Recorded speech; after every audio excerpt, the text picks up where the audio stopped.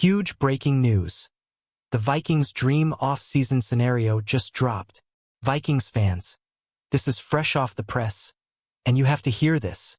But before we dive into the details, make sure you subscribe to the channel and turn on notifications so you never miss an update. Trust me, what we're about to break down could change everything for the Minnesota Vikings. Alright, let's talk about the ultimate off-season scenario for the Vikings. With nearly $60 million in cap space and the 24th pick in the NFL draft, Minnesota is in prime position to reshape its roster. The goal?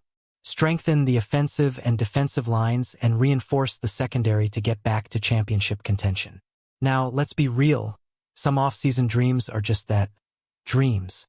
Sure, it would be insane if the Jets cut Davante Adams and he signed with the Vikings for pennies, forming an unstoppable trio with Justin Jefferson and Jordan Addison. Or if star cornerback DJ Reed refused to answer any calls except those from Minnesota. And how about Boise State's Heisman finalist Ashton Jeanty magically falling to the Vikings at pick number 24? Sounds amazing, right? But let's focus on what's actually possible. According to Pro Football Focus, the Vikings' dream offseason involves a complete overhaul of the secondary. Their ideal plan? Signing Dolphins safety Jevon Holland in free agency and drafting Georgia standout Malachi Starks in the first round. The Vikings are facing a massive secondary rebuild, PFF states, with Josh Metellus being the only defensive back under contract who played 80-plus snaps last season. Landing the best safeties available in both free agency and the draft would set up this defense for long-term success.